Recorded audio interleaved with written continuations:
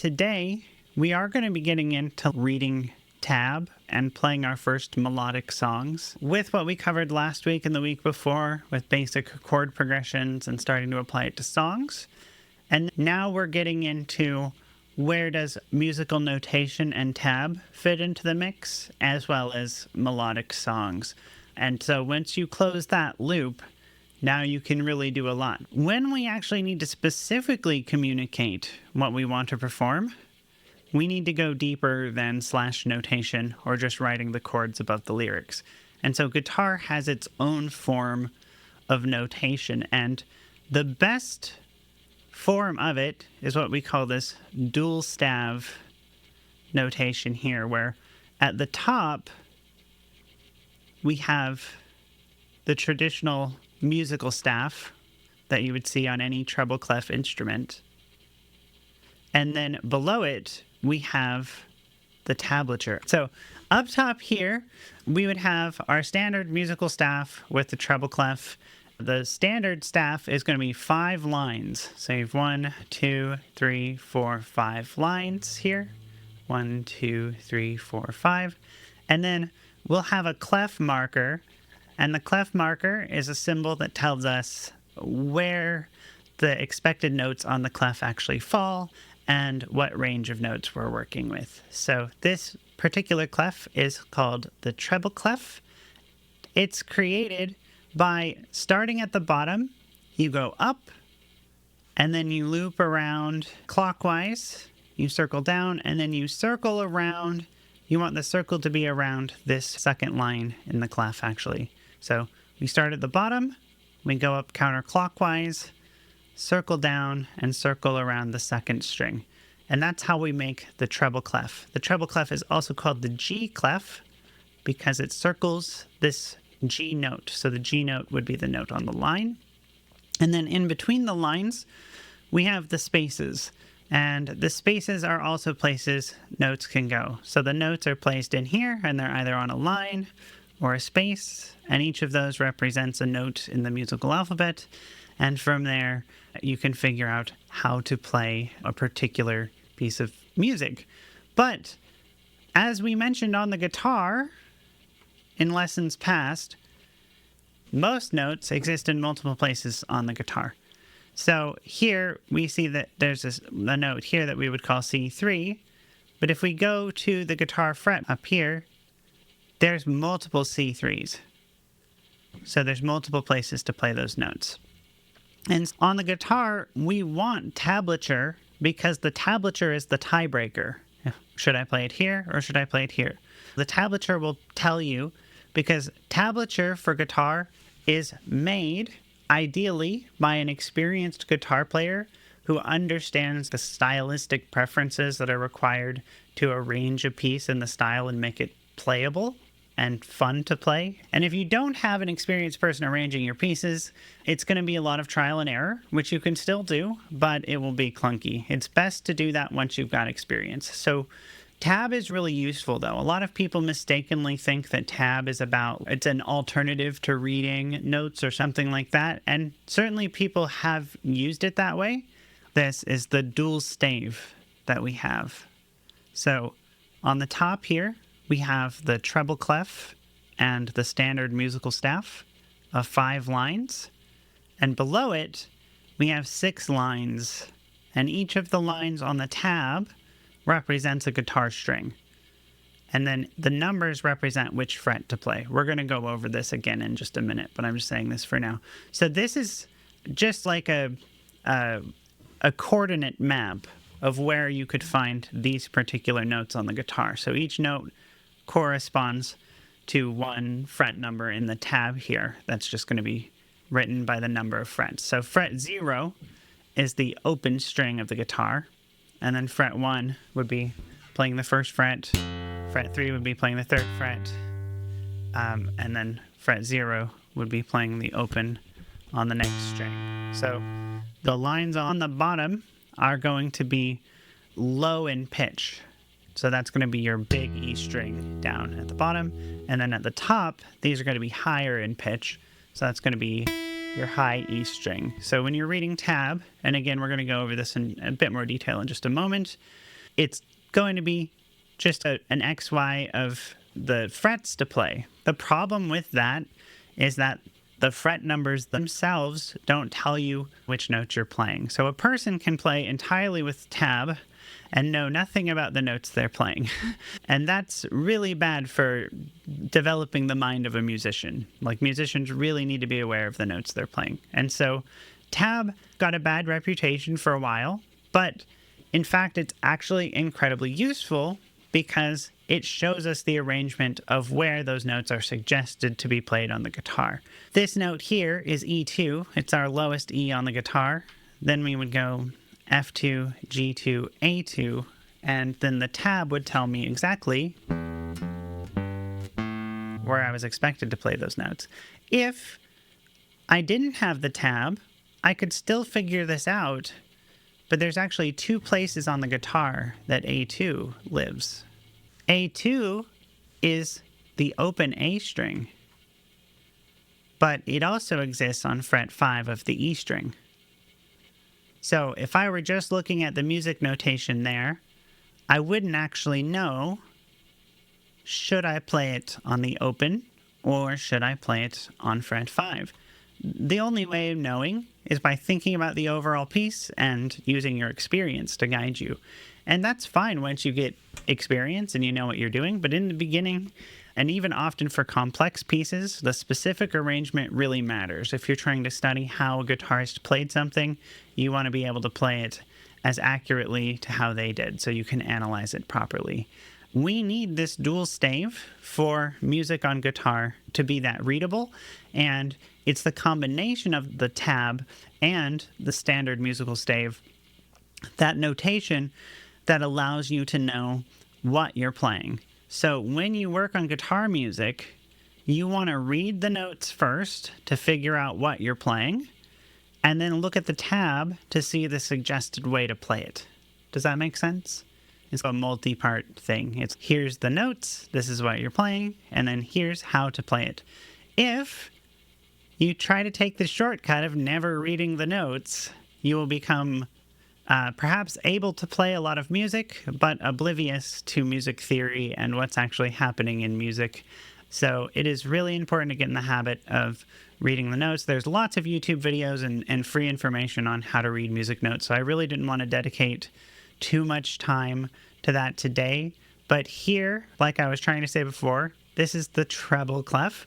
To draw the treble clef, we start at the bottom, we go up, we go counterclockwise, we loop around, and we try to circle around the second line here, which would be the G note in this. And then when we go up and down in notes, it alters between spaces and lines.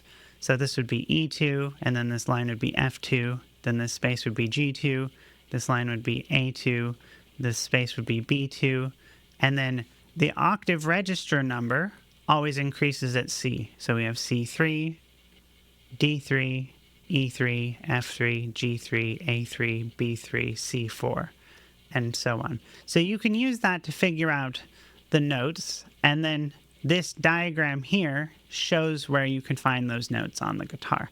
And that's something that will take time. We don't have a lot of time to get into mastering that right now. Let's also talk about the anatomy of a music note, because we want to actually understand what we're looking at here. So there's a few different components. We've got a note head, and this is this round part. And it can be hollow or it can be filled in. It has 2 different states. And then we have a stem. We can either have a stem or not have a stem. If we have a stem, it shows that it's a different rhythm unit than if we don't have a stem. And then we have a flag. That's the same thing. We could have a flag or we could not have a flag. And these just give us visual indicators of what type of note we're looking at. We're going to look at rhythm units in a little bit. When you have 2 notes that have flags that are part of the same beat, we will often beam them together. So this is 2 notes that could be having flags on their own, but instead they are beamed together. We also can attach accidentals to a note that tell us whether it is sharp, flat, double sharp, or double flat. So you might see those symbols next to them, and they'll let you know Again, there's so much information on this already out there that I would just recommend.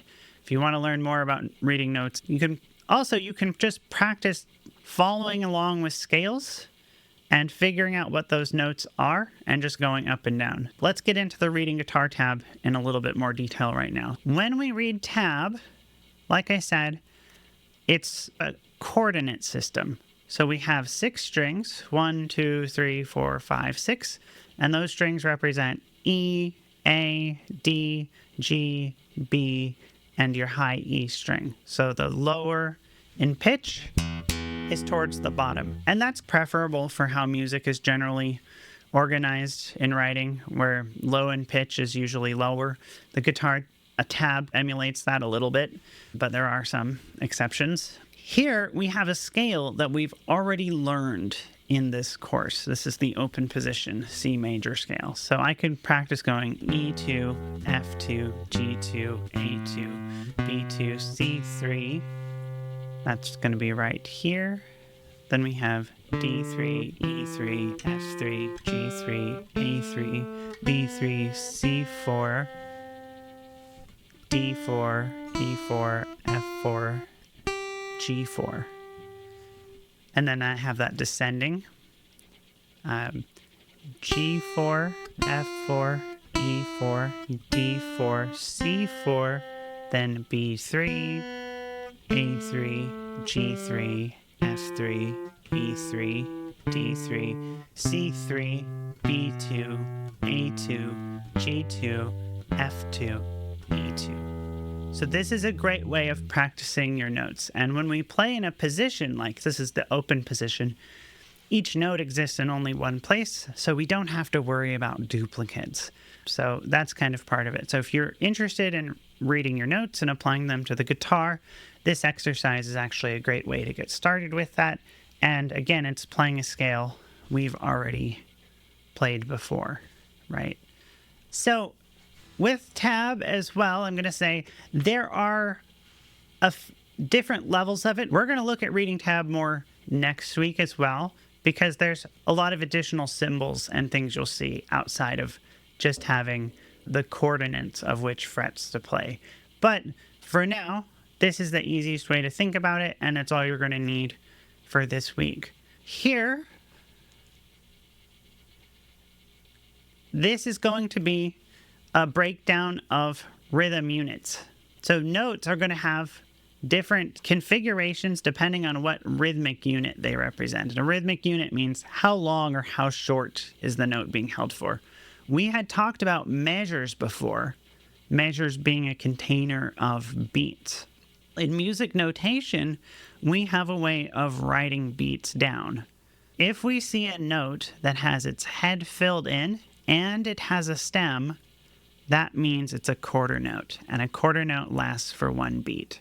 So if I wanted to play this measure here, I could play, this is the open E string, which means this must be an E2 note, the lowest note on a standard tuned guitar. And I could play that measure by going 1, 2, 3, 4. Oh, I held the last note for a little long, technically against the rules. 1, 2, 3, 4. Okay, that would be the measure. A note is supposed to last for the entire duration the note is notated for, and no more or no less unless you're using a fermata, which we'll cover in a little bit. So when the note head is hollow, but it has a stem, these are called half notes, and they're held for 2 beats.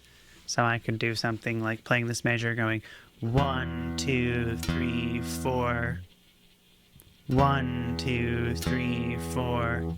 And there I play 2 half notes, but I'm holding them for 2 beats each. Does that make sense? And then when the note is hollow and there is no stem, that means it's a whole note, and a whole note is held for 4 beats.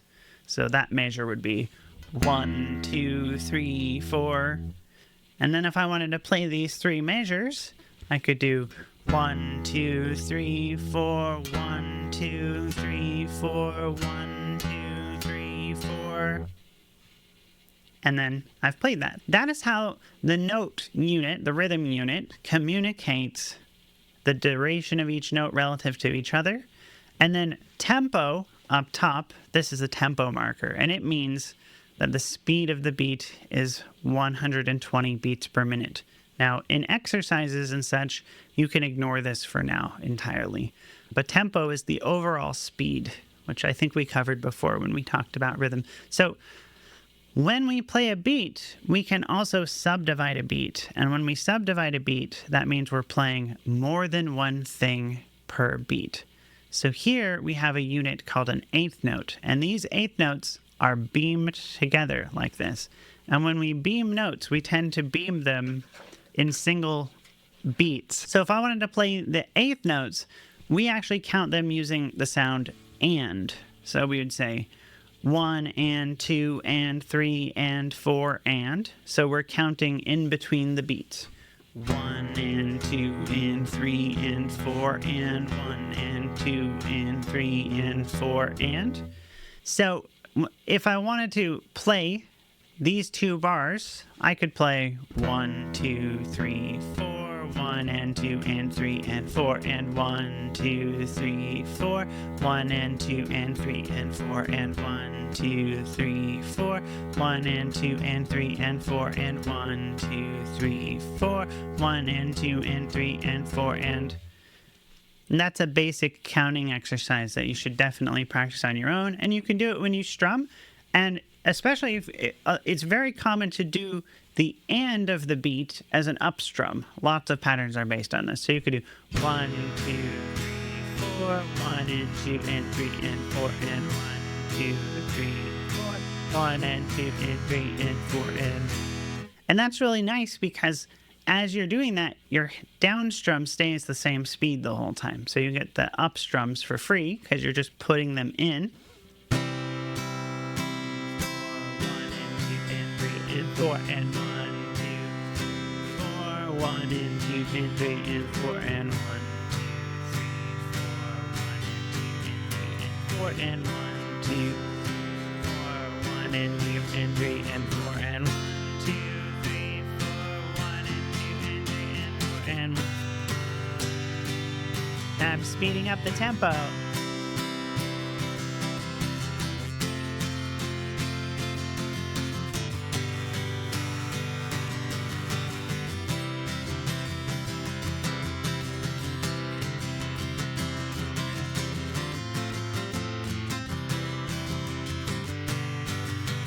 One, 2, and 3, 4, and 1. So it starts to sound a lot like someone playing guitar all of a sudden. So we take these units and we get good at them. 1 and 2 and 3 and 4. And you can just practice your strumming with dead notes too. If you don't feel comfortable with a chord or you just don't want to hold a chord, you shouldn't actually ever hold a chord for more than 30 seconds at a time. It can be bad for you to hold down a chord for too long. If I'm doing a lot of strumming practice, I might just go 1, 2, 3, 4, 1 and 2 and 3 and 4 and 1. Okay, something like that. And that can also be nice if you're a little bit afraid of strumming, but yeah, do as much strumming as you can. It's actually quite good. Now, a rest is silent, and it's silence for a specific duration. And notice in tab, we don't even have rests, so you're only going to see the rests written up top in that stave. But the rest is totally silent, and we can mix and match these things in rhythm patterns. And so if I wanted, I could have 2 quarter notes followed by 2 quarter notes of rest. So I could do something like 1, 2, 3, 4, 1, 2, 3, 4, 1, 2, 3, 4, 1, 2, 3, 4. And rests are incredibly important because they help create the groove. If you're always just holding notes the whole time, it can often sound quite overbearing.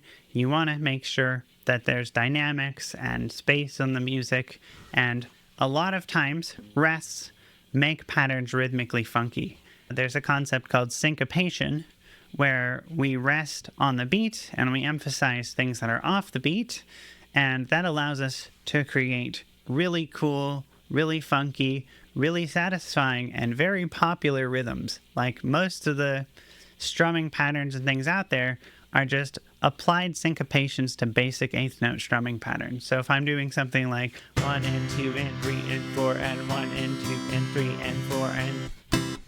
If I rest on some of those down strums, it creates syncopation.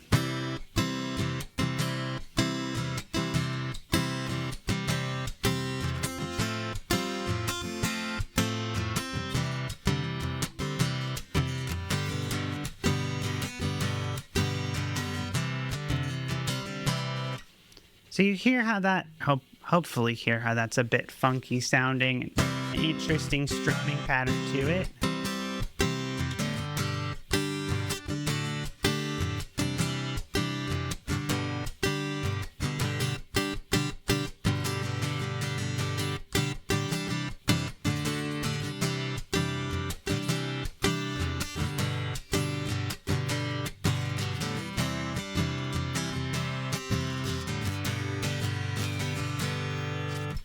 Most popular rhythms are going to have some syncopation in them. It's hard to make things catchy without a bit of syncopation.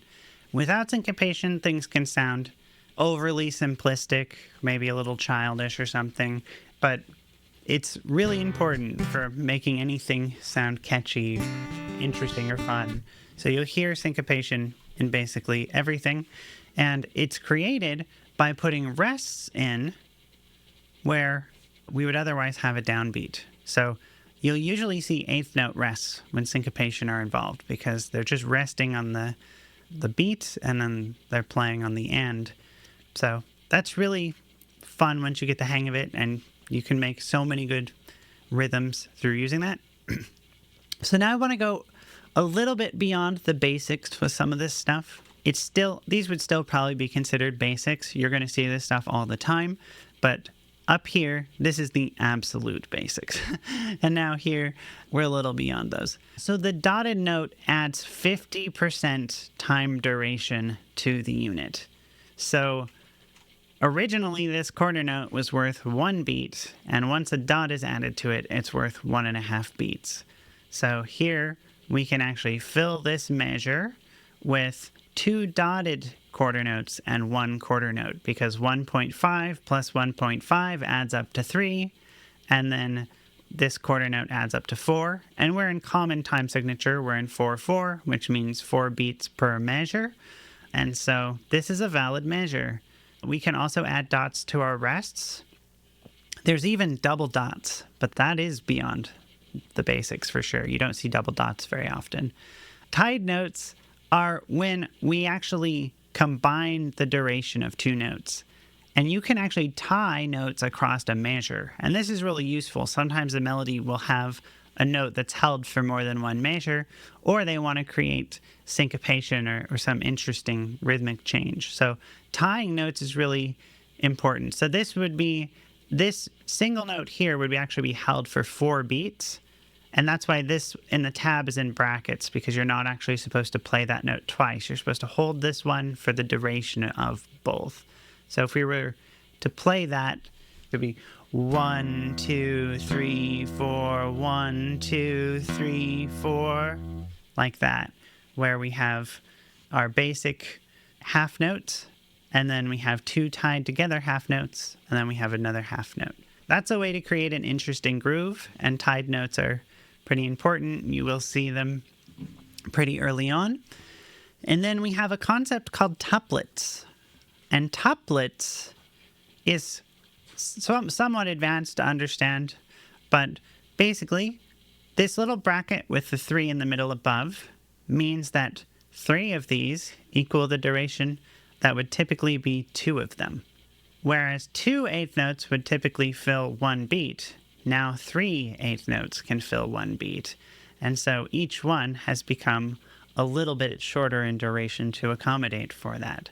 So the triplet, if we're to count it in a beat, is counted as a beat number, and then you say triplet. So if I were to count this, 1 triplet, 2 triplet, 3 triplet, 4 triplet, 1 triplet, 2 triplet, 3 triplet, 4 triplet, 2 triplet, 3 triplet, 4 triplet, 1 triplet, 2 triplet, 3 triplet, 4 triplet, 1 triplet, 2 triplet, 3 triplet, 4 triplet, 1 triplet, 2 triplet, 3 triplet, 4 triplet. There's a fair amount of music out there that's based on an underlying triplet feel. A lot of blues,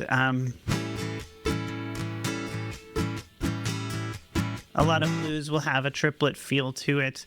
A lot of ballads and such will have triplet feel. So you will see triplets in the wild, but they are a little bit more on the advanced side. You probably don't need to worry about them in most common music early on, and then you will, after you start getting experience with more songs, run into them more. And then here's an example of eighth note triplet rests.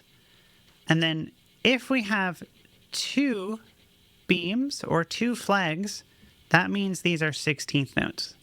And 16th notes are 4 per beat.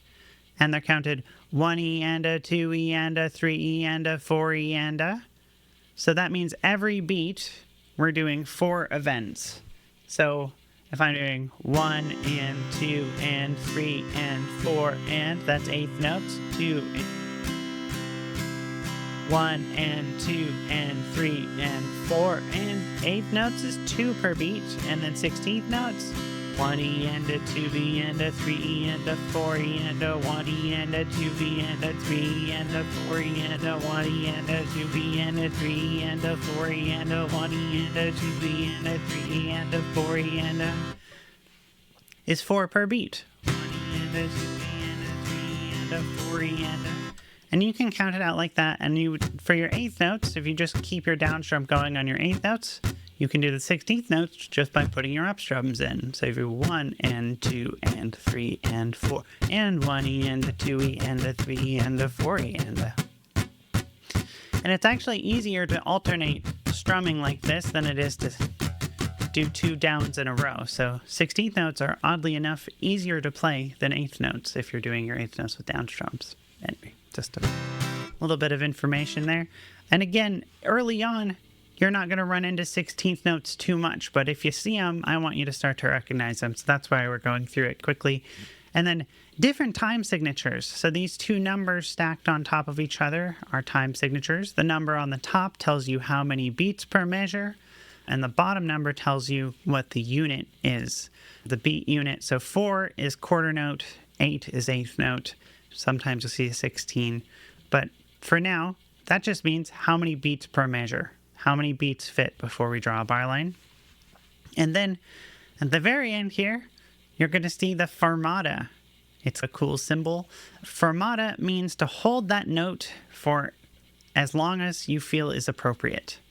It is common to end a piece with a fermata so that you can let the ending just ring out as long as you would like to. And you'll see this in classical pieces mostly. But fermata's a cool one, and I just wanted to throw it in because we have our first song coming up, Ode to Joy. Very exciting.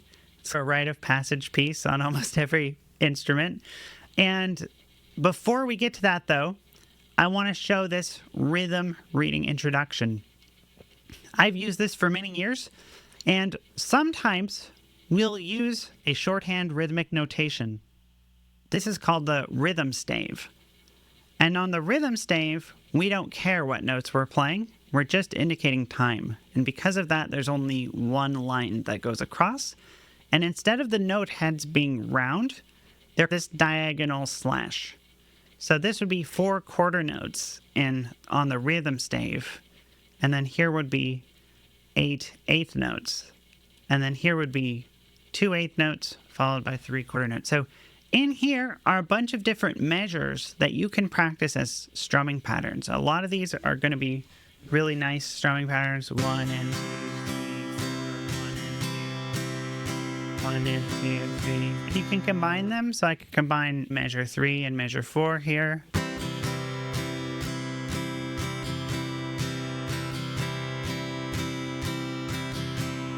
1 and 2, 3, 4, 1 and 2 and 3, 4, 1 and 2, 3, 4, 1, 2 and 3, 4, 1 and 2, 3, 4, 1, 2 and 3, 4, 1 and 2,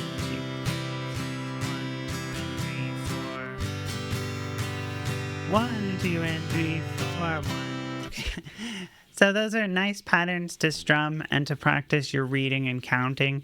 And you can mix and match. So you could combine like number 3 with number 6, or number 3 with number 8, or number 8 with number 5. Whatever you want to do, you can use that to come up with lots of fun strumming patterns and just practice your reading and counting. Okay. So Ode to Joy. Very exciting. Again, public domain, Rite of Passage music piece, okay? And I definitely learned a version of this when I was getting started on the guitar. Like I was saying in previous lessons, a lot of what we want to do as guitar players is strum the chords, especially in the beginning. It's not all about playing melodic pieces, but you should play some melodic pieces. You should definitely play some melodic pieces. So let me unshare myself there a little bit so you can see this whole thing on the screen at once. And it's just important to go through and get comfortable with reading the tab, looking up here at the notes. You might pull up the PDF and match which notes these are as you're going up. This is the open E string, so this would be E4, F4, G4, and that's the highest note in that position in the open note natural scale. So this first line, by the way, we call a line of music a system. So we could talk about the whole first system, or we could talk about the first measure or the second measure. And so here, this is the open E string. We're on the first measure, and we play the open E string twice, and then we play the first fret and then the third fret. And then on the second measure, we go third fret, first fret, open string, and then we play the third fret on the B string. So if I were playing that, it would be something like, oh, and they're all quarter notes, so it's total even. 1, 2, 3, 4, 1, 2, 3, 4.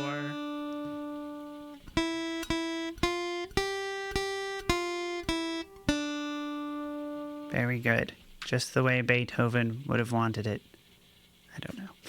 Okay, moving on. I always wonder if my Beethoven jokes land. Okay, now, so that's the basics of reading this tab. Now here we've got a dotted note and some syncopation. The syncopation is funky here. That makes there be a little pickup at the end of the phrase, which without it is quite bland sounding. We have the measure 3 and 4.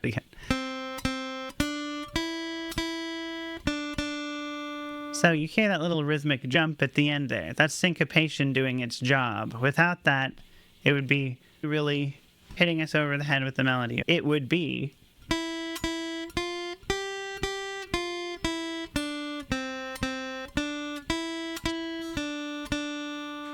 This is just...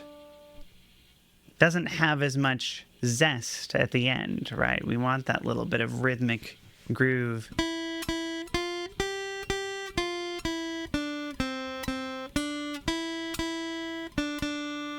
This da-dum, there's a little bit of punctuation in the rhythm there. That's syncopation doing its job. With the syncopation removed, it's so much blander. One more time. 1, 2, 3, 4, 1, 2, 3, 4, 1, 2, 3, 4, 1, 2, 3, 4.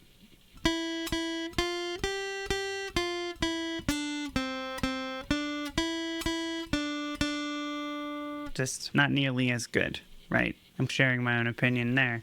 So that's the first system it goes.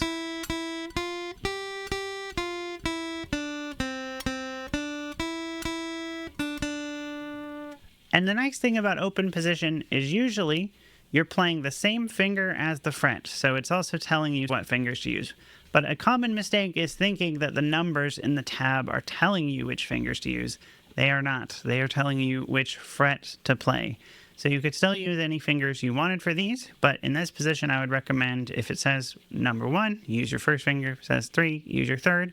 And this allows you to play and sight read without looking at your hands, because you practice your scale up and down in the position. And you don't even have to practice the full scale. You can just practice bits and pieces of it till you feel comfortable. And you want to just practice playing without looking at your hands. And then you can get locked in with that and read a page without having to actually look at your hands. So that's part of the benefit of positional playing, is it makes it a lot easier to play without looking at your hands. that's our first system. Then our second system, again, has the same rhythmic idea. In music, we call this a rhythmic motif. The main difference between these lines is that one note has changed.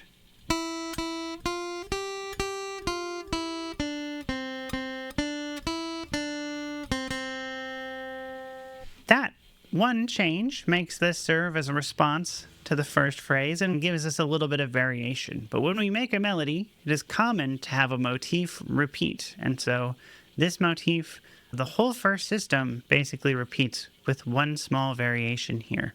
So that kind of idea of building on a theme and repeating it with variations is a large part of composition. And what we would call this first system is the A phrase.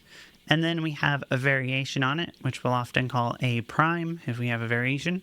Then we have a B phrase, and the job of the B phrase is to create contrast. So this is going to be a little bit different. It's going to go somewhere new.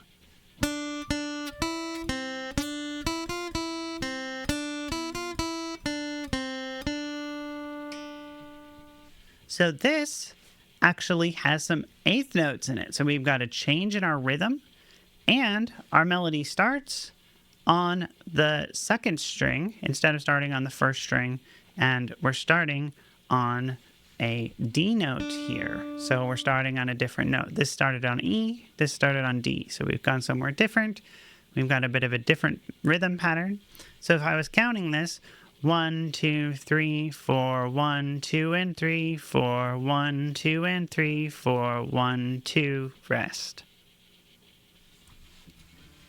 1, 2, 3, 4, 1, 2, and 3, 4, 1, 2, and 3, 4, 1, 2, rest. Put the rest in there. So we have some practice resting. And then we go back to the original motif. So this is A, A, B, A. And this is a very classic form for your melody. And when we go to the repeat of the motif, we have a variation, our A prime variation. So we have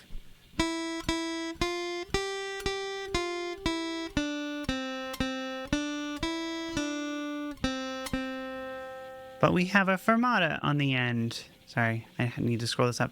We have a fermata on the end, and the fermata we can hold for as long as we want to. So this last one you could say is A double prime because there's a little bit of a variation.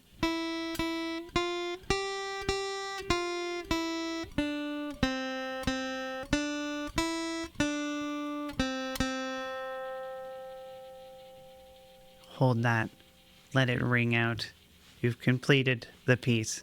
So this is, again, it's a Rite of Passage piece, Ode to Joy. And I'm really glad to include it so y'all have some melody to practice. Most of the time when guitar is played in modern context, you might have guitar solos that are entirely melodic. You might have some arpeggios that are played. You might even have, basically anytime you're playing a solo or a lick or a fill, you're going to hear a lot of melody in the guitar. But by and large, a lot of what beginning guitarists should be doing is getting really good at their chords and playing lots and lots of chord strummer songs. Guitar is really a rhythm instrument first, and then a lead should be pursued by people who are interested in obviously pursuing lead and getting that to the next level. But I think that generally speaking, the lead players who've spent a lot of time working with chords and understanding chord progressions and harmonies, those players tend to be the really exceptional guitarists. And people who are entirely focused on melody playing don't tend to really understand how to play well with others most of the time. This is why I introduced chord strumming first, and then melodic guitar playing and tab reading second. So we're going to wrap up the main lecture portion there. So we definitely needed to cover the basics of tab and getting you into your first song.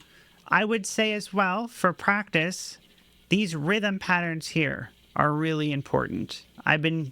For people who are just getting started, reading quarter notes and eighth notes on the guitar, practicing these patterns and counting along with them, and then use a metronome whenever you're practicing your rhythm. So you should have a metronome app of some type, and you should definitely be using the app, playing along with it, and counting as you strum. So this rhythm reading stuff here is really important.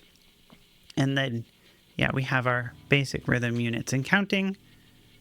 Did everyone understand how we can go from the musical notes here to the notes on the fretboard and figure out which are where?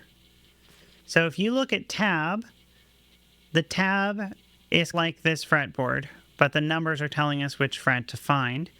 And so you can use this diagram to figure out any note on the tab and where it would be on the musical staff and such. So I find this to be a really useful chart. I already included it earlier on in these lessons, but I wanted to bring it up again today because it is so incredibly useful and not everybody sees every bit of every lesson. Okay, I suppose we'll wrap up there. We're on time today. But yeah, as always, thanks for coming, and I'll see you next time. Bye-bye, everyone.